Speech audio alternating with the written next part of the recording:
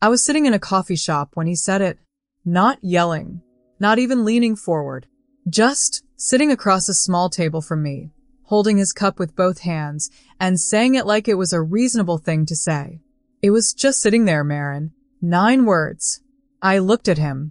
I looked at the cup. I looked at the window, where 2 people outside were laughing at something I couldn't hear. And I thought, I have been married to this man for 9 years, and I have never, not once, thrown anything, not a glass, not a plate, not a single word at full volume. I picked up my coffee, set it back down, Picked up my napkin. I folded it, thirds. I always fold napkins in thirds. I don't know why. My mother used to say that the things people take from you without asking will tell you everything you need to know about them. She said it casually about borrowed sweaters, about gas money, about the slow, ordinary thefts that happen inside families, inside marriages. The kind of taking that works because the taker has already decided you're the kind of person who won't say anything. She gave me a ring before she died. Gold. Old. A worn signet face and a hairline seam along the interior of the band that I had never, not once in 3 years of having it, pressed open. She said, save it. Save it for when you need something to hold on to that can't be taken. I looked at my left hand in that coffee shop. The white line on my 3rd finger where a wedding band used to be. She was wrong about the ring. It can be taken. I know that now. But here is what my mother was right about. And she was right about a great many things. My mother, she was right that objects hold more than the eye can see. My name is Maren.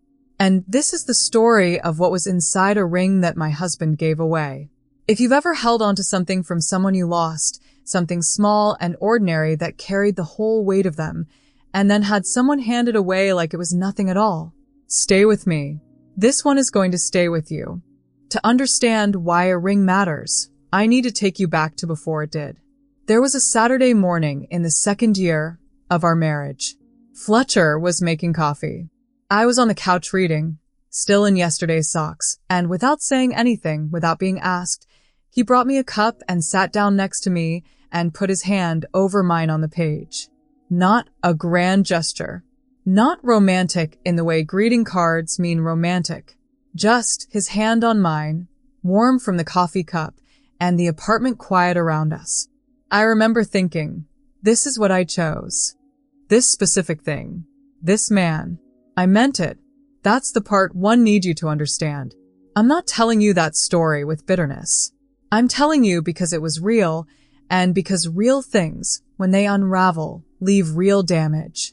The fictional ones just dissolve. My mother died in the autumn of my 35th year.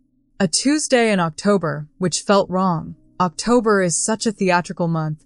All that color, all that prepared decay. She deserved a quieter season. She was a quiet woman, specific, deliberate in everything she did and said. 6 weeks after the funeral, I went back to her house to sort through her things. I wasn't ready. I went anyway because being ready is a luxury, and I've never been good at waiting for it. Her bedroom smelled like her. Cedar and something floral, hand cream, maybe, or the sachets she kept in the drawer. I went to her nightstand. The small cedar box she'd kept there for as long as I could remember. Inside, a few photographs, a folded letter, a pair of earrings I'd never seen her wear, and the ring, gold, heavier than it looked. The face worn smooth from decades of what? I don't know. My grandmother's thumb, maybe. Someone's nervous hand on a long trip. The interior band had a hairline seam along one side, barely visible, the width of a strand of hair, where 2 sections of the gold met and didn't quite flush. A compartment sealed. I ran my thumb along it once, twice. Then I put the ring in my coat pocket and didn't tell anyone I'd taken it. I showed it to Fletcher that evening. I held it out in my palm. He picked it up, turned it over once, and said, "It's pretty. Your mum's?" and handed it back. I put it in my jewelry box, at the back under my grandmother's pearls.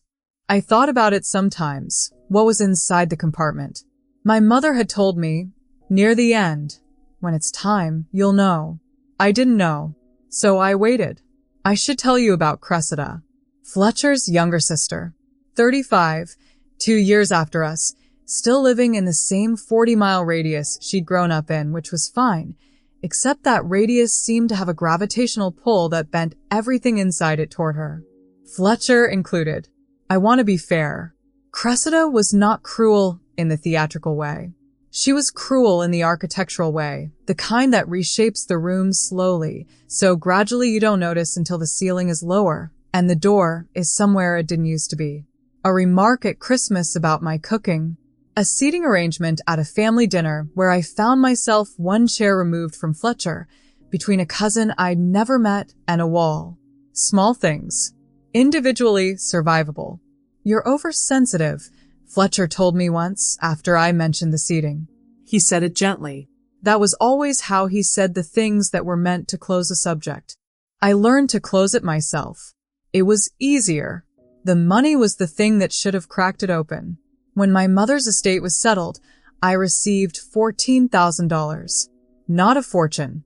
The total sum of a careful woman's careful life. I told Fletcher I wanted to use part of it for a trip, somewhere my mother had always wanted to take me. The West Coast. Big Sur. She'd had a photograph of it in her refrigerator for 30 years and never gone. He said we should hold the money for now. Too much going on. 8 weeks later, he came home and told me he'd lent $12,000 of it to Cressida for her kitchen renovation. I didn't say anything. Not right then. I went to the bathroom, sat down on the cold tile floor, and looked at the grout for a very long time. I counted the tiles along the base of the wall. There were 11. I know because I counted them 3 times. When I came out, I made dinner. I set 2 places. I asked Fletcher if Cressida had mentioned a timeline for repayment. He said probably a while. You know how these things go. I said, of course. I put his plate in front of him. I sat down. I ate. I had become, without noticing exactly when, very good at eating in rooms where I was hungry for something else. But here's what I couldn't see yet, what none of us saw. The ring was still in my jewelry box, still sealed, still waiting, and so was I. It started with a drawer. This is how these things start, in my experience. Not with a revelation, not with a confrontation, with something small and slightly wrong that you tell yourself you've misremembered. I was putting away laundry.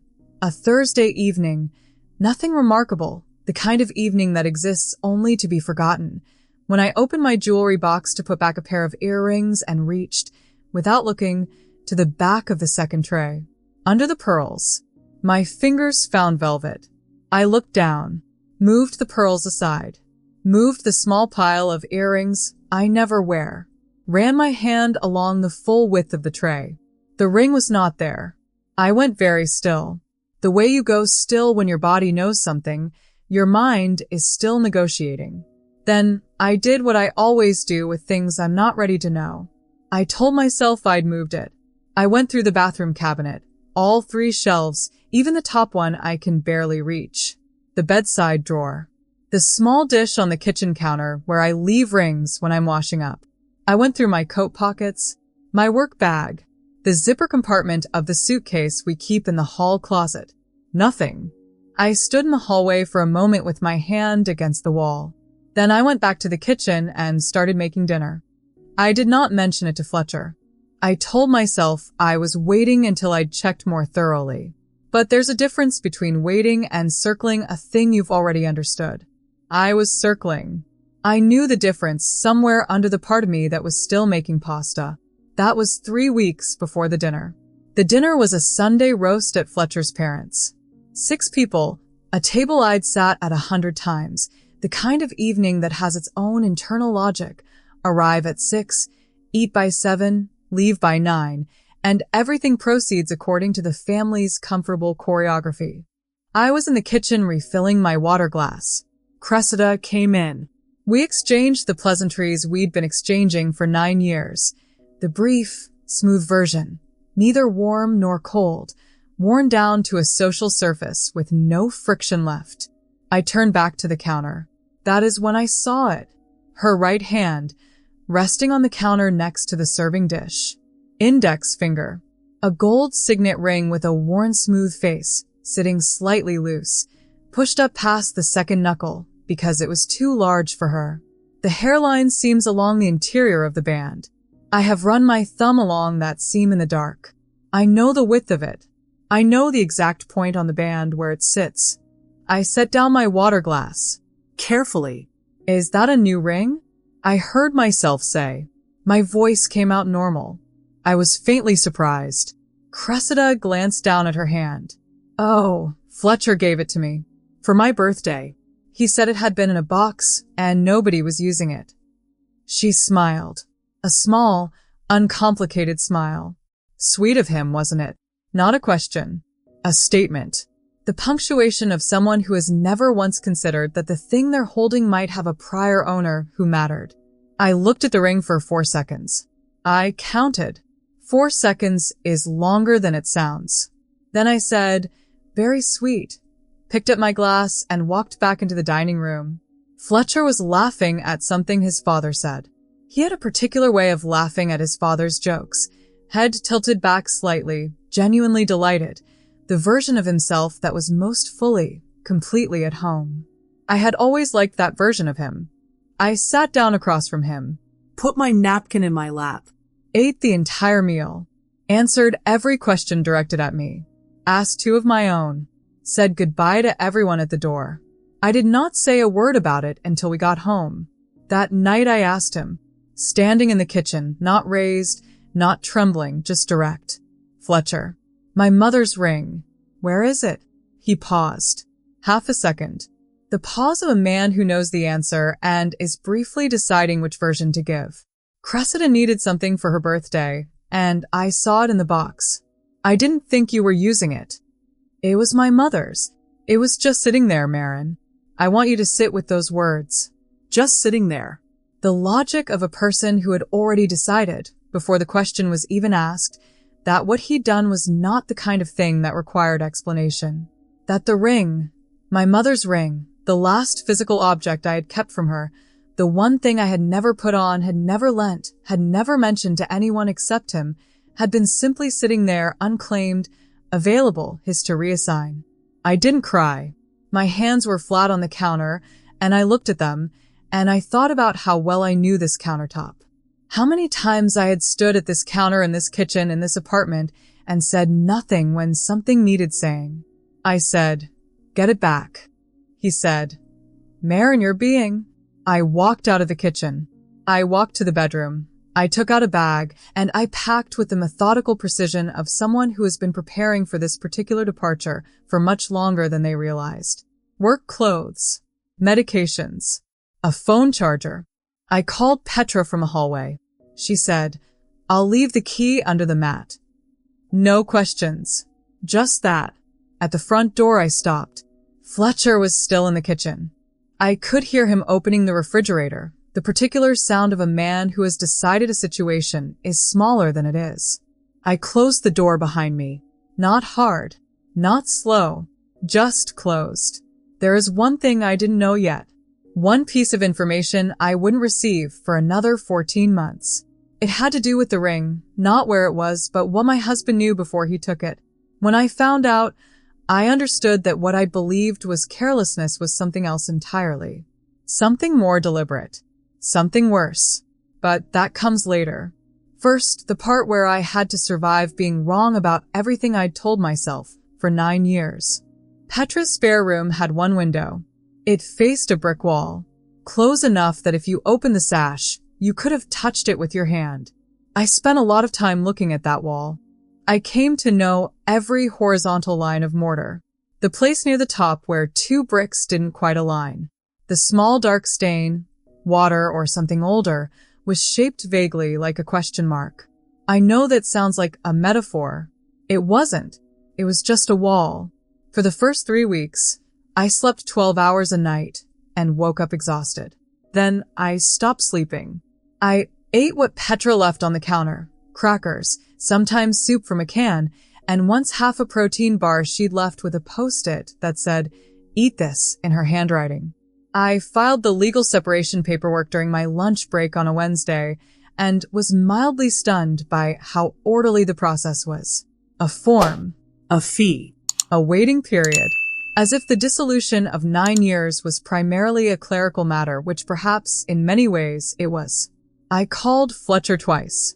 Neither time did I know what I was going to say. The first time he picked up, we talked in circles for 20 minutes, and I hung up and sat on Petra's bathroom floor fully dressed for a very long time. The second time, he didn't answer. I sat with the phone in my hand for a while.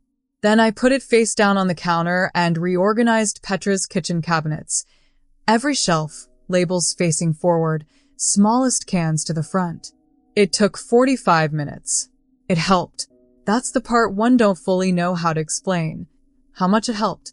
I want to tell you what this grief felt like because I think you might recognize it. It wasn't the loud kind. I know the loud kind.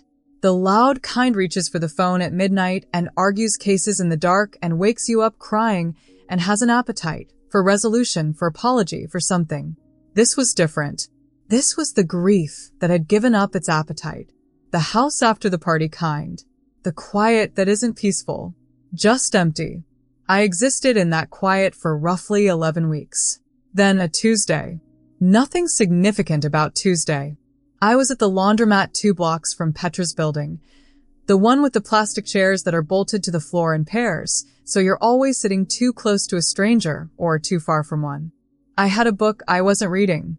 I was doing the math again. The math that doesn't balance, the 9-year equation of what I gave and what came back and what the net was. An older woman sat across from me. Yellow cardigan. A book of her own that she wasn't reading either.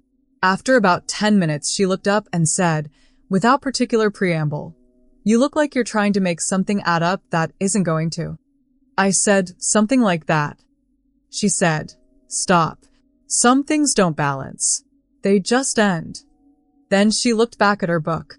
I sat with that for the rest of the cycle. 44 minutes.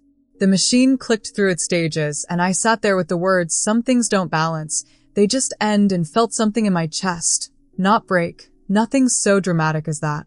Recalibrate. The way a compass settles after you've been spinning it. Here is what I understood in Petra's spare room on a Tuesday while my laundry spun. I had spent 9 years making myself manageable. Grief kept quiet. Wants are kept small. Opinions about Cressida, about the seating arrangements, about the $12,000, all of it folded and stored in the part of me I'd been treating like a utility closet. I thought this was maturity. I thought I was being easy to love. But there's a difference between being easy to love and being easy to ignore. I had spent 9 years confusing them. And here is the thing about that. The thing I could finally see from the spare room with the brick wall and the question mark stain. The ignoring wasn't accidental. It was convenient. Fletcher didn't ignore me because he was careless. He ignored me because I had trained him very patiently, very consistently over 9 years to understand that I would not require anything he wasn't willing to give. I had been, as I put it to myself that Tuesday at the laundromat auditioning, for 9 years, for a role they had already decided not to cast. The audition was over, not with an announcement, not even with anger, particularly, just over. I moved the laundry to the dryer, put 2 quarters in, and sat back down. I picked up my book. I read 4 pages. They went in. Somewhere around that same Tuesday, without knowing exactly what it would lead to, I did something small. I called a number I'd found online, a charity resale shop, 3 miles from our old apartment. I asked if they had recently received a gold signet ring. They had. It had not yet sold. 14 months. That is the gap. Between the night I closed Fletcher's door and the afternoon Cressida's message appeared on my phone. In 14 months, I did the following. I finalized the divorce. I accepted a senior position at the firm where I had been quietly underemployed for 6 years.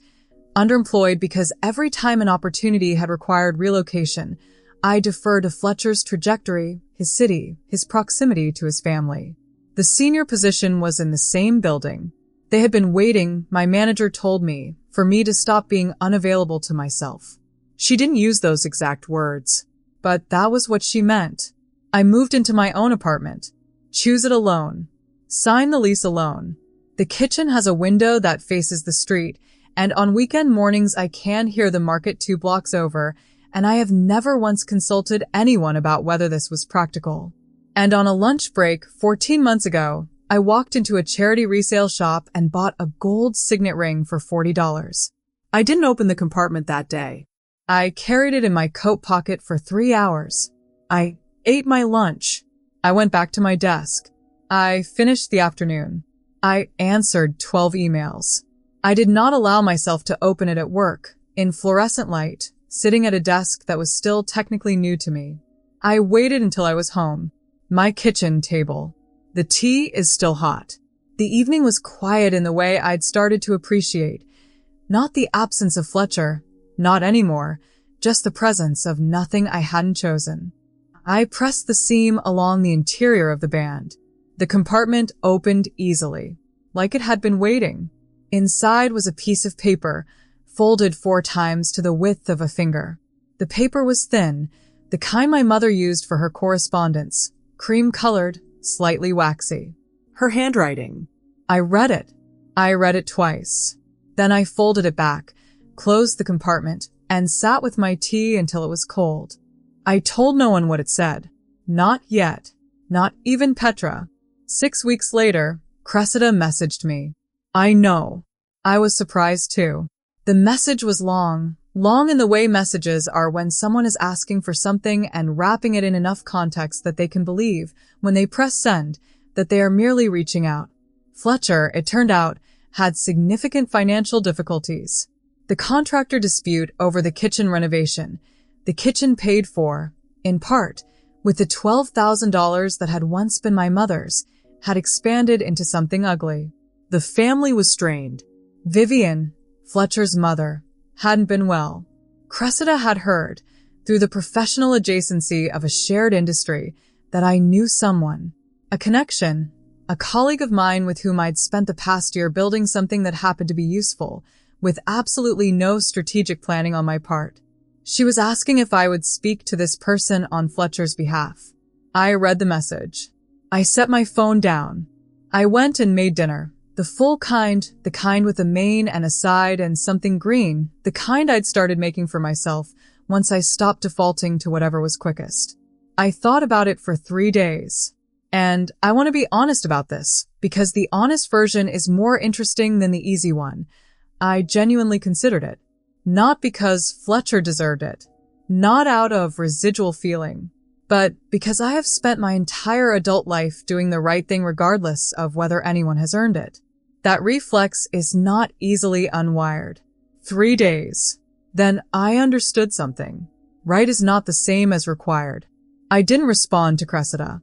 Not that week. Because the week after that, a different message arrived. 3 sentences. From Fletcher. The third one said, I need to talk to you about the ring. I chose the coffee shop. That matters, I think, the small logistical facts of power. I chose the neighborhood. I chose the table. I got there first. I had already ordered, already had my hands warm around a cup, already been sitting quietly for 7 minutes by the time Fletcher came through the door. He looked the same. That surprised me, faintly.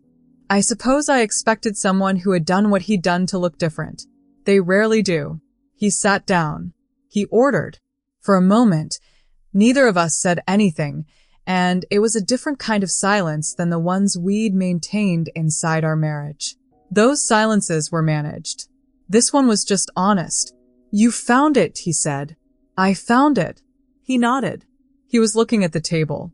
He does that when he doesn't know how to begin, finds a fixed point, and speaks to it instead of to you. There was a note, he said, in the cedar box at the apartment after you left. From your mom. It said the ring would tell you what you needed to know. He paused. I didn't understand what that meant. I thought it was, I don't know, poetic. The kind of thing people write. She wasn't poetic, I said. She was literal. He looked up. And here is the thing I had come to the coffee shop to say. The thing that had been sitting at the bottom of the 14 months, under the $40 receipt and the legal paperwork and the apartment lease and the promotion. The thing that changed the story from carelessness to something with a different name. You knew, I said. Before you took it. He opened his mouth. 6 months before Cressida's birthday. I said, I told you I was going to start wearing it. You remember. I said, I want to take it out. I want to stop keeping it in a box. You said, of course. He was quiet. You took it 6 weeks later. He set his coffee cup down. His hand stayed on it, not moving, just resting there. Something holding on. I forgot, he said. Fletcher. A long pause. He looked at the table again. I didn't think it mattered that much. I considered this. I had carried this answer in various forms for 14 months and had tried it from different angles to see if there was a version of it I could accept. There wasn't. Not because it was malicious. Because it was worse than malicious. It was a verdict. He had weighed the ring, weighed what it was and whose it was and what it meant, and returned a judgment. Not that much. Not that much relative to Cressida's birthday. Not that much relative to the effort of asking. Not that much because at some point in 9 years he had arrived at a quiet, unchallenged assessment of what I was relative to the people who had always been his center, and the assessment had not been generous. And I had let him. That's the part I've had to sit with. I had been so meticulous about not requiring things he wasn't offering, so practiced at recalibrating my own needs to whatever bandwidth he had left, that I had made myself easy to undervalue. I had been complicit in my own erasure, not because I was weak, because I was tired, and because I had confused keeping the peace with having it. She knew, I said. What? My mother. She knew. I put the ring on the table between us. Not toward him. Between us. She gave me this ring 2 weeks before she died. And she told me that when the time came, I would know to open it. I didn't for a long time. Then you took it. And then I lost it. And then I found it again in a charity shop for $40. I let that sit for a moment. I opened it at my kitchen table. Alone. And inside was a note. Fletcher was very still. She wrote, You will know it is time when someone takes this from you without asking. Because the person who takes this without asking is showing you, clearly and without ambiguity, who they are. Stop trying to see something different. Go.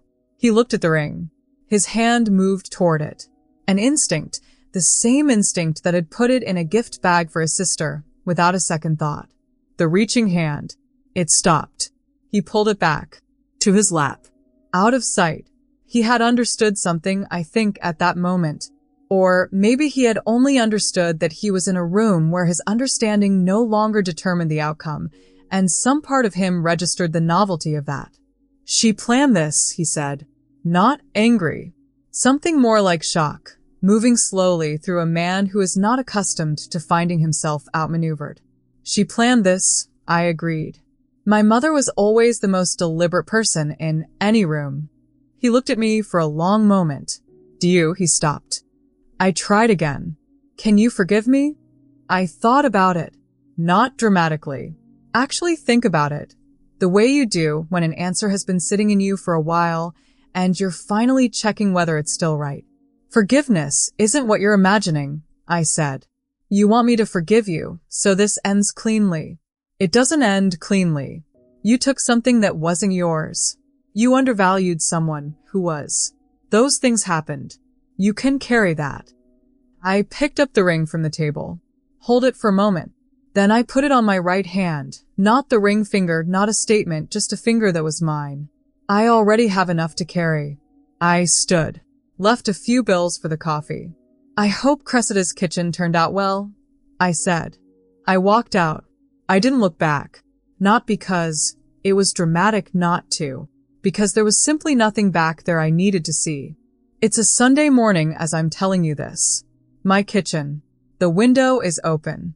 I can hear the market down the street, voices, the occasional clatter of something metal, and the low general hum of other people's ordinary Saturdays. I'm reading. Nothing important. A novel I chose because I wanted to, which is the only criterion I use for novels now. The ring is on my right hand. The light comes through the window and catches the worn gold of it. The smooth face, the hairline seam along the band that I now know by more than touch. My mother sat somewhere and folded a piece of paper 4 times. She thought about her daughter. She thought, she is going to need this. I don't know when, but she is going to need this. And she put it into a compartment in a ring and sealed it and waited for the world to do what it does. She was right. She was right, and she is not here, and I cannot tell her she was right. And that is the cost. That is the specific, unresolvable cost of all of this. That the person whose love was most reliable, most deliberate, and most meticulous in its knowledge of me is the person I can no longer reach. I traded a marriage for myself.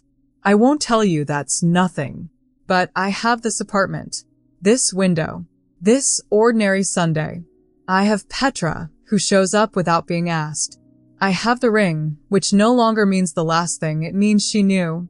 She knew me well enough to leave instructions inside something small and gold and ordinary, and to trust that I would open it exactly when I needed to. That is, I think, the most intimate thing one person can do for another.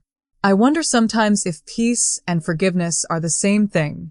I don't think they are, but I have one of them. Most Sundays, that's enough. If you're somewhere right now, inside a house, a marriage, a version of yourself that someone else arranged, and somewhere in your life there is still one small thing that belongs entirely to you, something you've kept because some part of you knew to keep it, Listen to that part. she's been right about you for longer than you know. I'll have another one of these waiting whenever you're ready.